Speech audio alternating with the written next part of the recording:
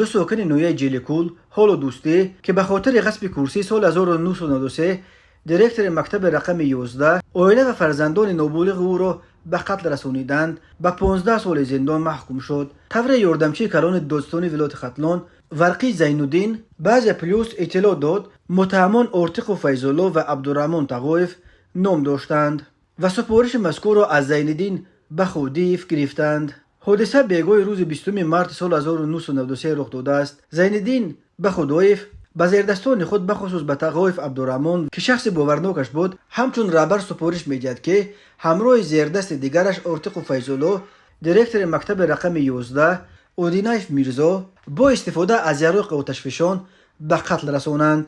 گفتم صحبت ما او افزود همان شب ارتق فیض‌الله و عبدالرحمن تقایف بعد گرفتن دستور از رهبر گروهشان قصداً در زمینه خصومت محلگرایی با استفاده یراق و تشفیشان تمغه کلاشنکوف این اویله را به نزد زعبور دیهه کمسمال و تاجیک‌آباد برده به قتل میرسانند.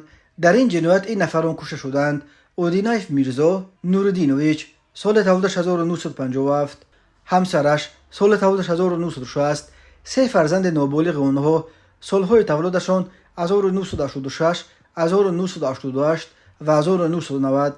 دادستان نویه دوستی از روی حادثه با ماده 104 کودکس جنایتی پرونده جنایتی آغاز کرده و آنها را در جستجو اعلام کرد. ماه ینور سال 2024 زینالدین بخودیف و عبدالرحمن تقایف دستگیر شده، اما معلوم نیست که چگونه و در کدام شرایط آنها بازداشت گردیدند. دادگاه دوم یونیو سال 2024 زینالدین بخودیف و عبدالرحمن تقایف را با ماده 104 بندهای و ز م کودکس جنایتی طرح سال 1961 گناهکار دونسته و هر دو را به 15 سال زندان محکوم کرده است. حالا ارتق فیض‌الله که یکی از اجرا کنندگان این جنایت به حساب می رود در کوفت و کوف قرار دارد.